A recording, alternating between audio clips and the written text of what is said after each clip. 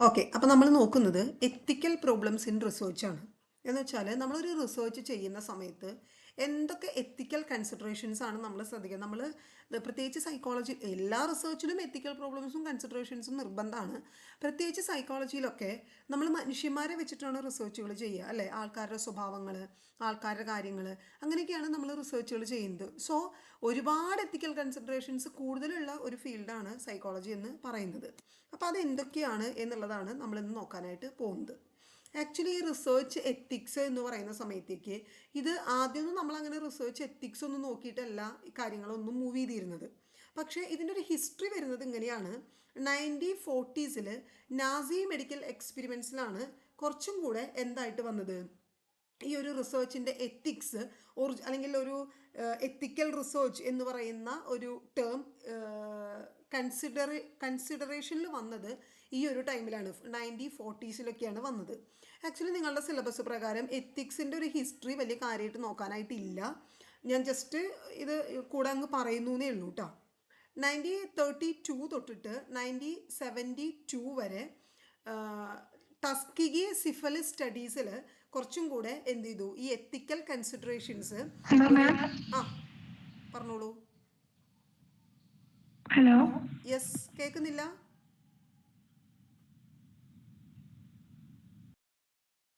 Okay, കേൾക്കുന്നുണ്ടോ? ഞാൻ പറയുന്നത് കേൾക്കുന്നുണ്ടോ? ഇപ്പൊ കേൾക്കുന്നുണ്ട്. ഓക്കെ, നമ്മളൊരു റിസർച്ച് ചെയ്യുന്ന സമയത്ത് ഇന്നത്തെ കാലത്ത് കേട്ടോ, ഹിസ്റ്ററി അല്ല പറയുന്നത്, ഇപ്പോൾ അറ്റ് പ്രസൻറ്റ് നമ്മളൊരു റിസർച്ച് ചെയ്യുന്ന സമയത്ത് എന്തൊക്കെയാണ് അതിൻ്റെ എത്തിക്കൽ പ്രിൻസിപ്പൾസ് എന്നുള്ളത് നമുക്ക് ആദ്യം ജസ്റ്റ് ഒന്ന് നോക്കി നോക്കാം. ഒന്നാമത്തത് റെസ്പെക്റ്റ് ഫോർ പേഴ്സൺസ് ആണ്. നമ്മൾ മറ്റുള്ളവരെ റെസ്പെക്റ്റ് ചെയ്യുക എന്നുള്ളതാണ്. ഇപ്പോൾ നമ്മൾ ഒരാളുടെ കയ്യിൽ നിന്ന് ഒരു ഡാറ്റ വാങ്ങിക്കുകയാണെങ്കിൽ അയാളെ നമ്മൾ ട്രീറ്റ് ചെയ്യേണ്ടത് വളരെ റെസ്പെക്റ്റ്ഫുള്ളി വേണം. അയാളെ നമ്മൾ എല്ലാ തരത്തിലും നമ്മൾ കൺസിഡർ ചെയ്യണം. അയാളുടെ കയ്യിൽ നിന്ന് നമ്മളൊരു കൺസെൻറ്റ് വാങ്ങിക്കണം, ഒരു ഇൻഫോംഡ് കൺസെൻറ്റ് വാങ്ങിക്കണം. എന്ന് വെച്ചാൽ എന്താണ്, നമ്മൾ ഓപ്പോസിറ്റ് ഇരിക്കുന്ന വ്യക്തിനെ നമ്മളിപ്പം, ഞാൻ വലിയ റിസർച്ചറാണ്, എനിക്ക് നിങ്ങളുടെ ചെറിയൊരു ഡാറ്റ, അത് വാട്ടവർ, ഇപ്പോൾ നമ്മൾ ചിലപ്പോൾ ഡ്രഗ് അഡിക്ട്സിൽ, ഈ ആൽക്കഹോൾ അഡിക്ട്സിൽ, ഈ ഡ്രഗ് അബ്യൂസേഴ്സിലൊക്കെ എന്തെങ്കിലും റിസർച്ച് ചെയ്യാം. ക്യാൻസർ പേഷ്യൻസിൽ എന്തെങ്കിലും റിസർച്ച് ചെയ്യാം. നമ്മളുടെ സാമ്പിള് ആരാണെങ്കിലും അല്ലെങ്കിൽ ക്രിമിനൽസിൽ നമ്മൾ എന്തെങ്കിലും റിസർച്ച് ചെയ്തുകൂടായില്ലല്ലോ. അങ്ങനത്തെ റിസർച്ചുകളൊക്കെ ഇല്ലേ? ക്രിമിനൽസിൽ നമ്മൾ എന്തെങ്കിലും റിസർച്ചുകൾ ചെയ്യാം, വിക്ടിംസിൽ നമ്മൾ എന്തെങ്കിലും റിസർച്ചുകൾ ചെയ്യാം. അപ്പം നമ്മുടെ മുന്നിലിരിക്കുന്ന വ്യക്തിയുടെ പൊസിഷൻ എന്താണ്, അല്ലെങ്കിൽ അയാളുടെ റെപ്രസെൻറ്റേഷൻ എന്താണ് എന്നുള്ളതിന് ഡിപ്പെൻസ് അല്ല നമ്മൾ റിസർച്ച് ചെയ്യേണ്ടത്. അയാൾ ആരാണെങ്കിലും നമ്മൾ അയാളുടെ ഒരു ഇൻഫോംഡ് കൺസെൻറ്റ് വാങ്ങിക്കണം. ഇൻഫോംഡ് കൺസെൻറ്റ് എന്താണെന്നുള്ളതൊക്കെ നമ്മൾ കൗൺസിലിംഗ് പഠിക്കുമ്പോൾ പഠിച്ചിട്ടുണ്ടായിരിക്കും. അയാളോട് പറയണം, ഞാൻ ഇന്ന ടോപ്പിക്കിൽ റിസർച്ച് ചെയ്യാനായിട്ട് പോവുകയാണ്, നിങ്ങളുടെ കയ്യിൽ നിന്ന് എനിക്ക് കുറച്ച് ഡാറ്റാസ് വേണം, സോ എന്ത് ചെയ്യാണ്, ഞാനത് എടുക്കുകയാണ് എന്ന് കൃത്യമായിട്ട് അയാളെ ബോധിപ്പിച്ചതിന് ശേഷം, ഒരു ഇൻഫോംഡ് കൺസെൻറ്റ് വാങ്ങിയതിന് ശേഷം മാത്രമാണ് നമ്മൾ എന്ത് ചെയ്യാനായിട്ട് പാടുള്ളൂ, നമ്മളുടെ സ്റ്റഡി ചെയ്യാനായിട്ട് പാടുള്ളൂ. മനസ്സിലായോ?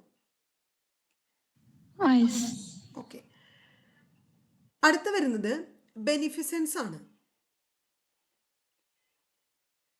ഓക്കെ,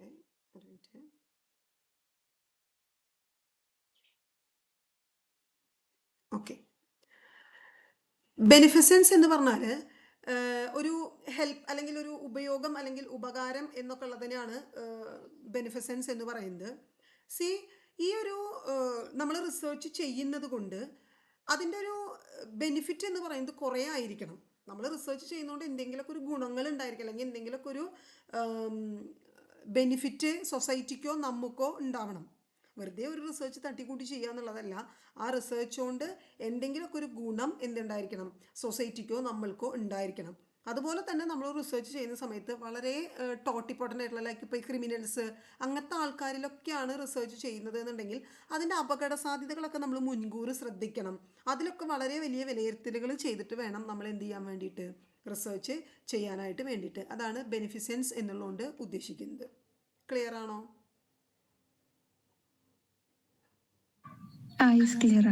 അടുത്തത് നോൺ മാലിഫിഷൻസ് ആണ്.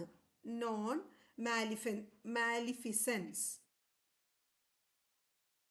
നോൺ മാലിഫിസൻസ് എന്ന് പറഞ്ഞാൽ നമ്മൾ ഈ ചെയ്യുന്ന കാര്യം കൊണ്ട് ഒരു ഹാംഫുൾ സാധനങ്ങളും ആർക്കും ഉണ്ടാവാനായിട്ട് പാടില്ല, പ്രത്യേകിച്ച് നമ്മളുടെ റിസർച്ച് പാർട്ടിസിപ്പൻസിന്.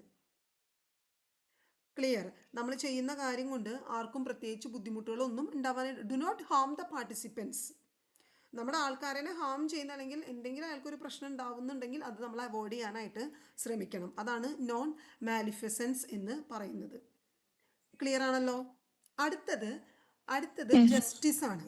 ഓക്കെ, ജസ്റ്റിസ് ആണ് അടുത്തത്. ജസ്റ്റിസ് എന്ന് പറഞ്ഞാൽ ഒരു എന്താ പറയുക, നീതി അല്ലേ. ജസ്റ്റിസ് എന്ന് പറഞ്ഞാൽ എന്താണ്? നീതിയാണ്.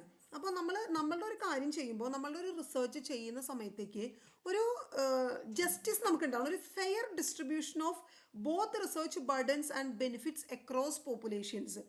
ആൾക്കാർക്ക് നമ്മൾ ഈ റിസർച്ച് കൊടുക്കുന്ന സമയത്ത് അതിനൊരു നീതി മര്യാദ ഉണ്ടായിരിക്കണം. നമ്മൾ ആ റിസർച്ച് കൊണ്ട് ഉണ്ടാവുന്ന കാര്യങ്ങൾ അല്ലെങ്കിൽ ആ റിസർച്ചിൻ്റെ ഗുണങ്ങൾ എല്ലാം നമ്മൾ എന്ത് ചെയ്യണം? ഒരു ജസ്റ്റിസ് വൈസ് മാത്രമേ ഹാൻഡിൽ ചെയ്യാനായിട്ട് പാടുള്ളൂ. മൊത്തത്തിൽ നമ്മളൊരു സ്റ്റഡി ചെയ്യുന്ന സമയത്ത് അതൊരു നീതിപൂർവമായിരിക്കണം, ആൾക്കാരോടൊരു നീതി പുലർത്തിക്കൊണ്ടായിരിക്കണം നമ്മൾ ആ സ്റ്റഡി ചെയ്യുന്നത് എന്നുള്ളത് അർത്ഥം. ഓക്കെ, അടുത്തതാണ് കോൺഫിഡൻഷ്യാലിറ്റി. കോൺഫിഡൻഷ്യാലിറ്റി എന്ന് പറഞ്ഞാൽ പാർട്ടിസിപ്പൻസിൻ്റെ ഡാറ്റനെ നമ്മൾ പ്രൊട്ടക്റ്റ് ചെയ്യണം. വിച്ച് മീൻസ് പാർട്ടിസിപ്പൻസ് നമുക്ക് എന്ത് ഇൻഫോർമേഷൻ ആണോ തരുന്നത് ആ ഇൻഫോർമേഷൻ നമ്മൾ എന്ത് ചെയ്യുന്നുണ്ടായിരിക്കണം? ക്ലിയർ ആയിട്ട് നമ്മൾ പുറത്തിങ്ങനെ പബ്ലിക്കാക്കി നടക്കാണ്ട് നമ്മളത് ക്ലിയർ ആയിട്ട് വെക്കുന്നുണ്ടായിരിക്കണം. അതിനെയാണ് കോൺഫിഡൻഷ്യാലിറ്റി എന്ന് പറയുന്നത്. നമ്മൾ റിസർച്ചൊക്കെ പഠിക്കുമ്പോൾ പഠിച്ചിട്ടില്ലേ കോൺഫിഡൻഷ്യാലിറ്റി? ആൾക്കാരോട് പറഞ്ഞു പാടാൻ പാടില്ല എന്നുള്ളതാണ് കോൺഫിഡൻഷ്യാലിറ്റി എന്നുള്ളതുകൊണ്ട് ഉദ്ദേശിക്കുന്നത്. പിന്നെ എവിടെന്നാണ് ഈ റിസർച്ച് എത്തിക്സ് വന്നത്, അല്ലെങ്കിൽ റിസർച്ച് ഇഷ്യൂസ് അല്ലെങ്കിൽ കോമൺ ആയിട്ടുള്ള റിസർച്ച് ഇഷ്യൂസ് എന്താണ്? നമ്മളൊരു റിസർച്ച് ഡിസൈൻ കണ്ടക്ട് ചെയ്യുമ്പോൾ അല്ലെങ്കിൽ ഒരു റിസർച്ച് പേപ്പർ ചെയ്യുന്ന സമയത്ത് കോമൺ ആയിട്ട് വരാൻ സാധ്യതയുള്ള എത്തിക്കൽ ഇഷ്യൂസ് വരാൻ സാധ്യതയുള്ള ഏരിയാസാണ് പറയുന്നത്. ഒന്ന്, നമ്മളുടെ സ്റ്റഡി ഡിസൈനും അതിൻ്റെ അപ്രൂവലും. നമ്മളുടെ റിസർച്ച് എന്ന് പറയുന്നത് സയൻറ്റിഫിക്കലി സൗണ്ട് ആയിരിക്കണം. ഞാൻ പറയുന്നത് common ethical issues in research design and conduct. നമ്മൾ റിസർച്ച് ചെയ്യുന്ന സമയത്ത് അല്ലെങ്കിൽ റിസർച്ച് ഡിസൈൻ ചെയ്യുന്ന സമയത്ത് എന്തൊക്കെ കോമൺ ആയിട്ട് എത്തിക്കൽ ഇഷ്യൂസ് വരാം എന്നുള്ളതാണ് പറയുന്നത്. ഒന്നാമത് അതിൻ്റെ സ്റ്റഡി ഡിസൈനിലും അപ്രൂവലിലുമാണ്. നമ്മൾ ചെയ്യുന്നൊരു റിസർച്ച് സയൻറ്റിഫിക്കലി സൗണ്ട് ആയിരിക്കണം. വളരെ സൗണ്ട് എന്ന് പറഞ്ഞാൽ എന്താ, ഭയങ്കര ശബ്ദം എന്നുള്ളതല്ല ഉദ്ദേശിക്കണേ. അതിന് നല്ല സയൻറ്റിഫിക് ബേസ് നിർബന്ധമാണ് എത്തിക്കൽ നമ്മളുടെ റിസർച്ചിന്. നമുക്ക് ഒരു കമ്മിറ്റിയുടെ മുന്നിൽ ഒരു സാധനം പറയുമ്പോൾ നല്ല എടുപ്പുള്ളൊരു സ്റ്റഡി ആയിരിക്കണം എന്ന് പറയില്ലേ, എന്ന് വെച്ചാൽ നമ്മൾ ആ ചെയ്യുന്നതുകൊണ്ട് എന്തെങ്കിലും ഒരു കാതൽ, എന്തെങ്കിലും ഒരു സ്റ്റഫ് ആ സ്റ്റഡിയിൽ ഉണ്ടായിരിക്കണം എന്നുള്ളതാണ്. രണ്ടാമത് ഇൻഫോംഡ് കൺസെൻറ്റ് കൊടുക്കണം. ഇൻഫോംഡ് കൺസെൻറ്റ് എന്ന് പറയുന്നത് ഇപ്പം ഞാൻ കോളേജ് മാം ഈ ഫസ്റ്റത്തത് ഒന്നുപാടി പറയോ? യെസ്, നമ്മുടെ സ്റ്റഡി ഡിസൈനും അപ്രൂവലിലും നമ്മളെപ്പോഴും നമ്മളൊരു സ്റ്റഡി ചെയ്യുന്ന സമയത്ത് അത് വളരെ സയൻറ്റിഫിക്കലി സൗണ്ടായിട്ടുള്ള അല്ലെങ്കിൽ വളരെ എന്താ പറയുക, നമ്മുടെ ഒരു ഇതിൻ്റെ മുന്നിൽ പ്രസൻറ്റ് ചെയ്യുന്ന സമയത്ത് അല്ലെങ്കിൽ ഇപ്പോൾ ഇൻസ്റ്റിറ്റ്യൂഷണൽ റിവ്യൂ ബോർഡിൻ്റെ മുന്നിലോ അല്ലെങ്കിൽ എത്തിക്സ് കമ്മിറ്റിയുടെ മുന്നിലോ ഒന്നും വേണ്ട പോട്ടെ, നമ്മളൊരു യൂണിവേഴ്സിറ്റിയിൽ പോയിട്ട് PhD ചെയ്യാമെന്നിരിക്കുക. ഈ PhD ഇതൊക്കെ ചെയ്യുന്ന സമയത്തേക്ക് നമ്മൾ അവരുടെ മുന്നിൽ ആദ്യം ഒരു റിസർച്ച് ഡിസൈനാണ് വെക്കുക.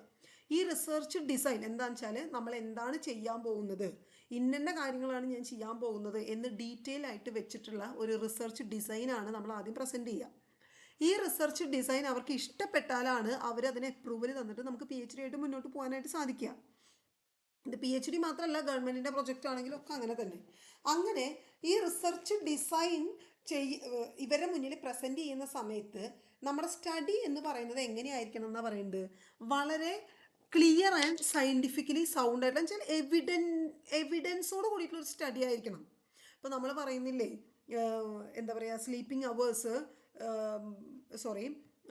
സ്റ്റഡിയിങ് അവേഴ്സ് നമ്മുടെ അക്കാദമിക് പെർഫോമൻസിനെ ബാധിക്കുന്നു എന്നുള്ളത്, അത് വളരെ സൗണ്ടാണ്. നമുക്ക് വേണമെങ്കിൽ ടെസ്റ്റ് ചെയ്ത് നോക്കാം. നേരെ മറിച്ച് നമ്മൾ നേരത്തെ പറഞ്ഞ പോലെ ഞാനൊരു റിസർച്ച് കമ്മിറ്റിയുടെ മുന്നിൽ പോയിട്ട് ഇന്ത്യയിൽ നിന്ന് തുളച്ചാൽ അമേരിക്ക എത്തുമോ എന്നുള്ളതാണ് എൻ്റെ റിസർച്ച് സ്റ്റഡി എന്ന് പറഞ്ഞാൽ അത് സയൻറ്റിഫിക്കലി സൗണ്ട് ആയിട്ടുള്ള ഒരു ടോപ്പിക്കാണോ? അല്ല. ഒബ്വിയസ്ലി അല്ല. അപ്പോൾ അത് റിജക്റ്റ് ആവും. അതാണ് പറയുന്നത് സ്റ്റഡി ഡിസൈൻ ആൻഡ് അപ്രൂവലിൻ്റെ സമയത്ത് സ്റ്റഡി ഡിസൈൻ നമ്മൾ പ്രസൻറ്റ് ചെയ്യുന്ന സമയത്തൊക്കെ നമ്മൾ റിസർച്ച് എന്ന് പറയുന്നത് വളരെ ക്ലിയർ ആൻഡ് സയൻറ്റിഫിക്കലി സൗണ്ട് ആയിട്ടുള്ള ഒരു കാര്യമാവണം. രണ്ടാമത് ഇൻഫോംഡ് കൺസെൻറ്റ്. അത് മനസ്സിലായോ? ഫസ്റ്റ് വൺ മനസ്സിലായോ? മനസ്സിലായി. ഓക്കെ, രണ്ടാമത് ഇൻഫോംഡ് കൺസെൻ്റ് ആണ്. ഇൻഫോംഡ് കൺസെൻറ്റ് എന്ന് പറഞ്ഞാൽ ഞാനിപ്പോൾ കോളേജ് സ്റ്റുഡൻസിൽ, ഇപ്പോൾ നിത നേരത്തെ പറഞ്ഞ എക്സാമ്പിളിൽ കോളേജ് സ്റ്റുഡൻസിലാണ് നമ്മളിത് നോക്കുന്നതെന്ന് വെക്കുക. പഠിക്കുന്നതിൻ്റെ സമയവും അക്കാദമിക് പെർഫോമൻസും തമ്മിൽ എന്തെങ്കിലും ബന്ധമുണ്ടോ എന്നുള്ളത്. അപ്പോൾ അത് കോളേജ് സ്റ്റുഡൻസിന്. അപ്പോൾ ഈ പഠിക്കുന്ന സമയം മെഷർ ചെയ്യേണ്ടതും ഇവരുടെ അക്കാദമിക് പെർഫോമൻസ് മെഷർ ചെയ്യേണ്ടതും ഈ കോളേജ് സ്റ്റുഡൻസ് ആണ്. അപ്പോൾ നിതയുടെ കോളേജിൽ പഠിക്കുന്ന ഒരു 30 കുട്ടികളിൽ നിന്നാണ് ഇതിൻ്റെ ഡാറ്റ എടുക്കുന്നത് എന്ന് വിചാരിക്കുക. അങ്ങനെയാണെങ്കിൽ ഈ 30 കുട്ടികളുടെ അടുത്തും നിത എന്ത് പറയണം? ഇതാണ് എൻ്റെ സ്റ്റഡി, നിങ്ങളുടെ പഠിക്കുന്ന സമയവും നിങ്ങളുടെ അക്കാദമിക് പെർഫോമൻസും തമ്മിൽ എന്തെങ്കിലും ബന്ധമുണ്ടോ എന്നാണ് ഞാൻ ടെസ്റ്റ് ചെയ്യാനായിട്ട് പോകുന്നത്. ഇന്ന ക്വസ്റ്റ്യനേഴ്സ് ഉപയോഗിച്ചിട്ടാണ് ഞാൻ നിങ്ങളുടെ കയ്യിൽ നിന്ന് ഇത് ടെസ്റ്റ് ചെയ്യുന്നത്. ഇതെൻ്റെ ഒരു റിസർച്ച് പർപ്പസിന് വേണ്ടി മാത്രമാണ് ഞാനിത് ടെസ്റ്റ് ചെയ്യുന്നത്. അല്ലാതെ ഇത് ഞാൻ പുറത്തേക്ക് വിടുകയോ കാര്യങ്ങളോ ഒന്നും ചെയ്യില്ല. നിങ്ങൾക്ക് റെഡിയാണോ ഈ ഒരു റിസർച്ചിൽ പാർട്ടിസിപ്പേറ്റ് ചെയ്യാൻ എന്ന് നിങ്ങൾ അവരോട് ചോദിക്കണം. അപ്പോൾ അവർ യെസ് പറയുകയാണെങ്കിൽ അതിനെയാണ് നമ്മൾ ഇൻഫോംഡ് കൺസെൻറ്റ് കിട്ടി എന്ന് പറയുന്നത്. മനസ്സിലായി? അവർ നമ്മളെ അവരുടെ കൺസെൻറ്റ് അറിയിച്ചിട്ടുണ്ടാവണം. അങ്ങനെയാണെങ്കിൽ മാത്രമേ അവരുടെ കയ്യിൽ നിന്ന് ഡാറ്റ നമുക്ക് കളക്ട് ചെയ്യാനായിട്ട് സാധിക്കുള്ളൂ. അതുപോലെ തന്നെ അവരോട് ഞാൻ ഇപ്പോൾ പറയുകയാണ്, നിങ്ങൾക്ക് തോന്നുകയാണ് ഇപ്പോൾ ഈ ഒരു സ്റ്റഡി കൊണ്ട് കുഴപ്പമില്ല, നമ്മൾ ആദ്യം പറഞ്ഞ എക്സാമ്പിൾ എടുക്കുക, റണ്ണിങ് സ്പീഡും ഫുഡ് ഇൻടേക്കും. ഈ പറഞ്ഞ പോലെ ഒരു അത്ലറ്റിനെ ഇതൊക്കെ പറഞ്ഞ് മനസ്സിലാക്കിക്കുക. എന്നിട്ട് അയാളോട് പറയുകയാണ്, നിങ്ങൾക്ക് എപ്പോഴാണോ ഇത് ക്വിറ്റ് ചെയ്യാനായിട്ട് തോന്നുന്നത്, നിങ്ങൾക്ക് ഇത് ഒട്ടും താല്പര്യം തോന്നുന്നത് അവിടെ വെച്ച് നിങ്ങൾക്ക് അവസാനിപ്പിക്കാം, നോ ഇഷ്യൂ, യാതൊരുവിധ ബോണ്ടോ കാര്യങ്ങളോ ഒന്നുമില്ല എന്നുള്ള ഫ്രീഡവും കൂടെ നമ്മൾ ആ പാർട്ടിസിപ്പൻറ്റിന് കൊടുക്കണം. മനസ്സിലായോ? ഓക്കെ. മൂന്നാമത് വരുന്നത് വൾണറബിൾ പോപ്പുലേഷൻസ് ആണ്. വൾണറബിൾ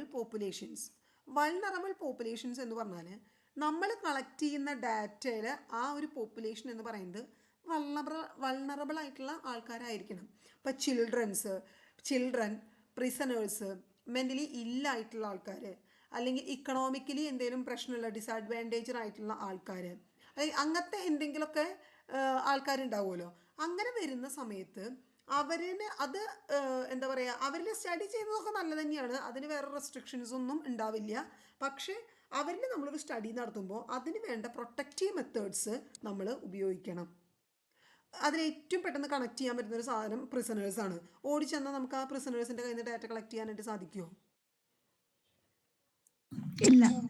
അപ്പോൾ അതിൻ്റെ പ്രൊസീജിയേഴ്സിലൂടെയൊക്കെ നമ്മൾ പോയിട്ട് നമുക്ക് എന്ത് ചെയ്യണം, അതിൻ്റെ ഡാറ്റ കളക്ട് ചെയ്യാനായിട്ട് നമുക്കത് വെച്ചാൽ ഭാവിയിൽ നമുക്ക് അതുകൊണ്ടൊരു ബുദ്ധിമുട്ടും നമുക്കും അവർക്കും ഒരു ബുദ്ധിമുട്ട് വരാത്ത രീതിയിൽ ഉള്ള പ്രിക്കോഷൻസ് എടുത്തതിന് ശേഷം മാത്രമേ ഇവരിൽ നിന്നൊക്കെ ചെയ്യാൻ പറ്റുള്ളൂ. ഒരു കുഴപ്പമില്ലാത്ത അഡൾട്ട് ഇൻഡിവിജ്വൽസിൻ്റെ കയ്യിൽ നിന്ന് അവരുടെ കൺസെൻറ്റ് മാത്രം വാങ്ങിയാൽ മതി. പക്ഷേ കുട്ടികളുടെ കയ്യിൽ നിന്ന് അങ്ങനെയല്ല. 80 - ആവുമ്പോൾ അവരുടെ പേരൻറ്റിൻ്റെ കൺസെൻറ്റൊക്കെ നിങ്ങൾ എടുക്കേണ്ടി വരും. പ്രിസണേഴ്സ് ആകുമ്പോൾ ലീഗൽ പ്രൊസീജിയേഴ്സിലൂടെ നിങ്ങൾ പോകേണ്ടി വരും. മെൻ്റലി ഇല്ലായിട്ടുള്ള ആൾക്കാരാണെങ്കിൽ അവരുടെ ബൈസ്റ്റാൻഡേഴ്സിൻ്റെ കയ്യിൽ നിന്നോ അവരെ നോക്കുന്ന ഹോസ്പിറ്റലിൽ നിന്നോ നിങ്ങൾ കൺസെൻറ്റ് എടുക്കേണ്ടി വരും.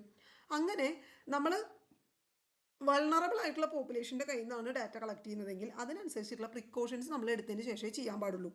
ഇപ്പം നിത നാളെ ഉദ്ദേശിക്കുന്നത് മെൻ്റലി സിക്കായിട്ടുള്ള ആൾക്കാരുടെ കയ്യിൽ നിന്ന് റിസർച്ച് ചെയ്യാനാണെങ്കിൽ ഓടിപ്പോയി മെൻ്റലി ഇല്ലായിട്ടുള്ള ആൾക്കാരുടെ അടുത്ത് നിന്ന് ഡാറ്റ കളക്ട് ചെയ്യരുത്. അതിൻ്റെ പ്രൊസീജിയേഴ്സൊക്കെ നോക്കിയിട്ട് ചട്ടം പാലിച്ചിട്ടേ ചെയ്യാനായിട്ട് പാടുള്ളൂ. ഡിസബിൾഡ് ആയിട്ടുള്ള കുട്ടികളുടെ കയ്യിൽ നിന്നാണ് എടുക്കാൻ ഉദ്ദേശിക്കുന്നതെങ്കിൽ ഓടിപ്പോയിട്ട് ഡിസബിൾഡ് ആയിട്ടുള്ള ഒരു കുട്ടിയുടെ കയ്യിൽ നിന്ന് ഡിസബിൾഡ് കുട്ടികളുടെ സ്പെഷ്യൽ സ്കൂളിൽ നിന്ന് പോയിട്ട് ഡാറ്റ നമുക്ക് കളക്ട് ചെയ്യാനായിട്ട് പറ്റില്ല. കുട്ടികളുടെ പാരൻറ്റിൻ്റെ കൺസെൻറ്റ് വേണ്ടി വരും, ആ സ്കൂൾ അതോറിറ്റിയുടെ കൺസെൻറ്റ് വേണ്ടി വരും. അപ്പോൾ നമ്മൾ ആരുടെ കയ്യിൽ നിന്നാണോ എടുക്കാൻ ഉദ്ദേശിക്കുന്നത് അവരുടെ ഒരു വൾണറബിലിറ്റിക്ക് അനുസരിച്ചിട്ട് നമ്മളുടെ റിസ്ക് ഫാക്ടർ കൂടും. മനസ്സിലായോ?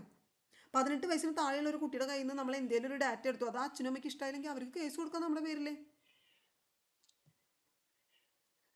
Hope it was clear. Yes ma'am, clear ആണ്. ഓക്കെ. അടുത്തത് ഡാറ്റ ഇൻറ്റഗ്രിറ്റി ആണ്. നാലാമത്തത് ഡാറ്റ ഇൻറ്റഗ്രിറ്റി. നമ്മൾ ചെയ്യുന്നൊരു സ്റ്റഡിയിൽ നമ്മൾ ഫാബ്രിക്കേഷൻസോ മാനിപ്പുലേഷൻസോ സെലക്റ്റീവ് റിപ്പോർട്ടിങ്ങോ ഒന്നും ചെയ്യാനായിട്ട് പാടില്ല. The study should be very honest. Clear? എന്ന് വെച്ചാൽ നമ്മൾ റിസർച്ച് ചെയ്യുന്ന സമയത്ത് ഇപ്പം എനിക്ക് തോന്നുകയാണ്, എനിക്ക് ഒരു 10 ഡാറ്റയാണ്, എനിക്കൊരു 100 സാമ്പിൾ വേണം. 100 കോളേജ് സ്റ്റുഡൻസിൻ്റെ കയ്യിൽ നിന്ന് എനിക്ക് ഡാറ്റ വേണം. ഒരു 10 എടുത്തപ്പോഴത്തേക്കും എനിക്ക് മടിയായി. ബാക്കി 90 ഞാൻ വെറുതെ നമ്പറുകളൊക്കെ പിടിച്ചിട്ട് വെറുതെ അങ്ങോട്ട് മാനിപ്പുലേറ്റ് ചെയ്ത് കയറ്റിയിടുക. അതൊരു തെറ്റല്ലേ? പിന്നെ നമ്മൾ എന്തെങ്കിലും ചെയ്യുന്ന ഒരാൾ നമുക്ക് തന്ന റിപ്പോർട്ടിന് നമ്മൾ അങ്ങോട്ടും ഇങ്ങോട്ടൊക്കെ മാറ്റി കൊടുക്കുക. അയാൾക്ക് അതൊന്നും ഉണ്ടാവില്ല, വെറുതെ നുണ പറഞ്ഞതായിരിക്കും എന്ന് പറഞ്ഞിട്ട് അയാൾ തന്ന റിസൾട്ടിന് നമ്മൾ കണ്ട് മാറ്റുക. ഫാബ്രിക്കേഷനാണ്. അപ്പോൾ ഈ വക കാര്യങ്ങളൊക്കെ തെറ്റാണ്. നമ്മളെ സ്റ്റഡി വളരെ ഹോണസ്റ്റ് ആയിരിക്കണം. അതാണ് ഡാറ്റ ഇൻറ്റഗ്രിറ്റിയിൽ വരുന്നത്. ക്ലിയർ ആണല്ലോ? ക്ലിയർ ആണ്. ഓക്കെ. അടുത്തത് conflicts of interest. Conflicts of interest. ഈ കോൺഫ്ലിക്ട്സ് ഓഫ് ഇൻട്രസ്റ്റ് എന്ന് പറഞ്ഞാൽ ഇപ്പോൾ എന്തെങ്കിലും ഒന്ന് മെയിനായിട്ടുള്ള കാര്യങ്ങൾ എന്താണെന്ന് വെച്ചാൽ ഇപ്പോൾ ലൈക്ക് എന്താ പറയുക, ഒരു ബയാസ് നമ്മുടെ സാധനത്തിന് ഉണ്ടാവാനായിട്ട് പാടില്ല. എന്ന് വെച്ചാൽ നമ്മളൊരു സ്റ്റഡി ചെയ്യുന്ന സമയത്ത് അതങ്ങനെയാവും അല്ലെങ്കിൽ അതിങ്ങനെയാവും എന്നുള്ള നമ്മുടെ വ്യക്തി താല്പര്യങ്ങൾ അതിന് വേണ്ടിയിട്ട് എന്താവാനായിട്ട് പാടില്ല, വരാനായിട്ട് പാടില്ല. നമ്മൾ ഇപ്പോൾ ഒരു എന്താ പറയുക, ഒരു ഇൻസ്റ്റിറ്റ്യൂഷൻ്റെ കയ്യിൽ നിന്നാണ് നമ്മൾ ഡാറ്റ കളക്ട് ചെയ്യുന്നതെങ്കിൽ അവർക്ക് സുതാര്യമായിട്ടുള്ള സാധനങ്ങളെ നമ്മളവിടെ പ്രയോഗിക്കാനായിട്ട് പാടുള്ളൂ, അല്ലെങ്കിൽ അങ്ങനത്തെ കാര്യങ്ങളെ നമ്മൾ മാനേജ് ചെയ്യാനായിട്ട് പാടുള്ളൂ.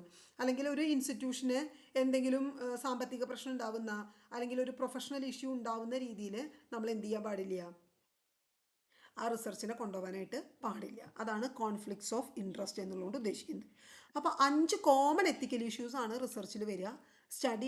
Study design and approval, informed consent, vulnerable populations, data integrity, conflicts of interest. Clear ആണോ? യെസ് മാം, ക്ലിയർ ആണ്. ഓക്കെ ഓക്കെ ഇനി നമുക്ക് നോക്കാനുള്ളത്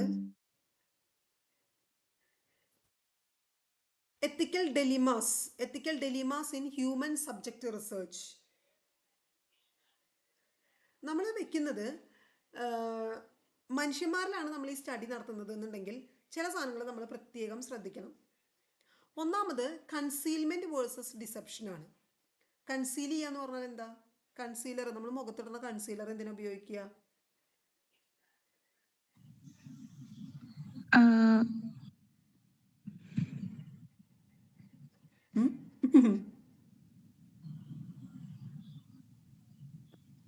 അതൊരു സാധനം മറക്കാനാണോ?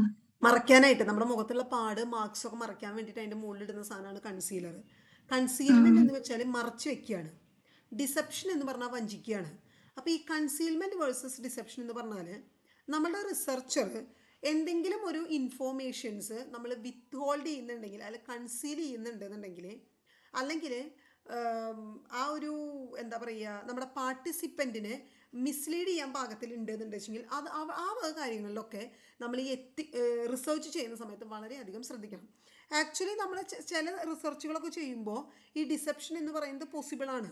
എന്ന് വെച്ചാൽ ഒരു സ്റ്റഡി നടത്തിയതിന് ശേഷം അയാളോട് പറയാം. ചില സ്റ്റഡികളിൽ അങ്ങനെയുണ്ട്, എല്ലാത്തും നമുക്ക് അങ്ങനെ പ്രയോഗിക്കാനായിട്ട് പറ്റില്ല. ചില കാര്യങ്ങളിൽ നമുക്ക് അങ്ങനെ ചെയ്യാനായിട്ട് സാധിക്കും. മറ്റുള്ള സ്ഥലങ്ങളിലൊക്കെ എന്ത് ചെയ്യുക, നമ്മളങ്ങനെ എന്തെങ്കിലും ഒരു കാര്യം മറച്ചു വെക്കുന്നുണ്ടെങ്കിൽ അത് നമ്മളൊരു ട്രസ്റ്റിനെ ബാധിക്കാത്ത രീതിയിൽ ഡിസ്ക്ലോസ് ചെയ്യാതിരിക്കുക എന്ന് പറയാം. മറച്ചു വെക്കുക എന്ന് പറയുന്നത് അങ്ങനെ പ്രൊവിഷനുള്ള റിസർച്ചുകളിൽ മാത്രമേ ചെയ്യാൻ പാടുള്ളൂ കേട്ടോ. എല്ലാ റിസർച്ചുകളിലും എനിക്ക് ഡിസെപ്ഷൻ നടത്താലോ എന്ന് കരുതിയിട്ട് അവരോട് പറയാതിരിക്കരുത്. Informed consent is very very important. അവരെ കാര്യങ്ങൾ അറിയിക്കണം. ഇൻ കേസ് അങ്ങനെ എന്തെങ്കിലും വരികയാണെങ്കിൽ തന്നെ ഒരു എത്തിക്കൽ ഇഷ്യൂ ഉണ്ടാവാത്ത രീതിയിൽ ഹാൻഡിൽ ചെയ്യാനായിട്ട് സാധിക്കണം. ആ ഒരു ട്രസ്റ്റ് നമുക്ക് മെയിൻറ്റെയിൻ ചെയ്ത് കൊണ്ടുപോകാനായിട്ട് സാധിക്കണം. ഓക്കെ, അതാണ് കൺസീൽമെൻറ്റ് വേഴ്സസ് ഡിസെപ്ഷൻ കൊണ്ട് ഉദ്ദേശിക്കുന്നത്. രണ്ടാമത് വരുന്നത് സെൻസിറ്റീവ് ടോപ്പിക്സ് ആണ്. സെൻസിറ്റീവ് ടോപ്പിക്സ് എന്ന് പറഞ്ഞാൽ ചില സാധനങ്ങൾ എടുക്കുമ്പോൾ വളരെ സെൻസിറ്റീവ് ആയിട്ടുള്ള ടോപ്പിക്കുകളായിരിക്കും. അത് വളരെ എത്തിക്കൽ ഡിലെമ നമുക്ക് ഉണ്ടാക്കുന്നൊരു കാര്യമാണ് സൈക്കോളജിയിൽ. ഇപ്പോൾ നമ്മൾ എന്താ പറയുക, ഈ പീഡോഫീലിക്സ് എന്ന് പറഞ്ഞാൽ എന്താ? പീഡോഫീലിയ ഓക്കെ, കുഞ്ഞു കുട്ടികളെ സെക്ഷലി അബ്യൂസ് ചെയ്യുന്ന ആൾക്കാരെ കണ്ടിട്ടില്ലേ? കുട്ടികളെ പീഡിപ്പിച്ചു എന്നൊക്കെ പറയുന്നത്. അങ്ങനെ കുഞ്ഞു കുട്ടികളിൽ സെക്ഷൽ ഇൻട്രസ്റ്റ് തോന്നുന്ന ഒരു തരം സെക്ഷൽ ഡിസോർഡർ ആണ് പീഡോഫീലിയ എന്ന് പറയുന്നത്. ഈ പീഡോഫീലിയ ആൾക്കാരുടെ അതൊരു സെക്ഷൽ ഡിസോർഡർ ആണ്, അതൊരു അസുഖമാണ് കുഞ്ഞു കുട്ടികളെ പീഡിപ്പിക്കുന്നത്. അങ്ങനത്തെ ആൾക്കാരിലാണ് നമ്മളൊരു സൈക്കോളജിക്കൽ സ്റ്റഡി നടത്തുന്നത് എന്നുണ്ടെങ്കിൽ ഇറ്റ്സ് വെരി സെൻസിറ്റീവ് ടോപ്പിക് അല്ലേ? ഇന്നത്തെ കാലത്ത് അത് വളരെ സെൻസിറ്റീവ് ആയിട്ടുള്ളൊരു ടോപ്പിക് അല്ലേ? ഒരു ഇല്ലീഗൽ ബിഹേവിയറിൻ്റെ മുകളിൽ നമ്മളൊരു സ്റ്റഡി നടത്തുക എന്ന് പറയുമ്പോൾ അപ്പം അങ്ങനത്തെ ഒരു സെൻസിറ്റീവ് ടോപ്പിക്കിൻ്റെ മുകളിലൊക്കെ നമ്മൾ സ്റ്റഡി നടത്തുമ്പോൾ വളരെ കെയർഫുള്ളായിട്ട് അതിൻ്റെ പ്രോട്ടോക്കോളുകൾ നമ്മൾ പാലിക്കാനായിട്ട് ശ്രദ്ധിക്കണം, അല്ലെങ്കിൽ ചെയ്യണം. ഇല്ലെങ്കിൽ അത് നമുക്ക് എന്ത് വരും, ഭാവിയിൽ നമുക്ക് നല്ല 8ൻ്റെ പണി തരും. മനസ്സിലായോ? അതിൽ ഏറ്റവും സിമ്പിൾ ആയിട്ടുള്ള ഒരു എക്സാമ്പിളാണ് ഇപ്പം നമ്മൾ കൗൺസിലിംഗ് ചെയ്യുന്ന സമയത്ത് നമുക്കൊരു 18 വയസ്സിന് താഴെയുള്ള ഒരു കുട്ടി ഒരു സെക്ഷൽ അബ്യൂസ് ആയിട്ട് നമ്മളെ അടുത്തേക്ക് വന്നു എന്നിരിക്കുക. ഓക്കെ, എന്താ ഉണ്ടാവുക? നമ്മൾ എന്താ ചെയ്യണ്ടേ? ആദ്യം ഇൻഫോം ചെയ്യണ്ടേ? ഇൻഫോം ചെയ്യണം. ഇൻഫോം ചെയ്തില്ല എന്നുണ്ടെങ്കിൽ ആര് കുടുങ്ങും? നമ്മളോടും നമ്മൾ കുടുങ്ങും. നമ്മൾ അത് മറച്ചു വെച്ചു എന്നുണ്ടെങ്കിൽ നമ്മൾ അതിലെ പ്രതികളായിട്ട് മാറും. അപ്പോൾ സെൻസിറ്റീവ് ആയിട്ടുള്ള ടോപ്പിക്കുകൾ ഹാൻഡിൽ ചെയ്യുമ്പോൾ നമ്മൾ വളരെയധികം ശ്രദ്ധിക്കണം എന്നുള്ളതാണ്. ദെൻ അത്രയൊക്കെ തന്നെയുള്ളൂ. അതിൻ്റെ ഒരു റിസർച്ച് എത്തിക്സിൽ നിങ്ങൾക്ക് വരാനായിട്ടുള്ള സാധ്യതയുള്ളൂ. PPT-യിൽ ഞാൻ കുറച്ചും കൂടെ ആഡ് ചെയ്തിട്ടുണ്ട്, അത് ഞാൻ ഷെയർ ചെയ്ത് തരാം. അങ്ങനെ ഭയങ്കരമായിട്ടുള്ളൊരു സാധനങ്ങളൊന്നും നിങ്ങളുടെ സിലബസ് വൈസ് ടെക്നിക്കലി ഇല്ല. പിന്നെ എന്താ പറയുക, ഒരു റിസർച്ച് ചെയ്യുന്ന സമയത്ത് വളരെ ട്രാൻസ്പാരൻ്റ് ആയിരിക്കണം, അങ്ങനത്തെ കാര്യങ്ങളൊക്കെ നോക്കുക. That's all. PPT-യിൽ കുറച്ചും കൂടെ ഉണ്ടായിരിക്കും, പക്ഷെ അത് ഞാൻ അഡീഷണലി ആഡ് ചെയ്തതാണ്. സിലബസ് വൈസ് ഇത്ര തന്നെയാണ് റിസർച്ചിൻ്റെ എത്തിക്സിനെ പറ്റിയിട്ട് പഠിക്കാനുള്ളൂ കേട്ടോ. മാം ഈ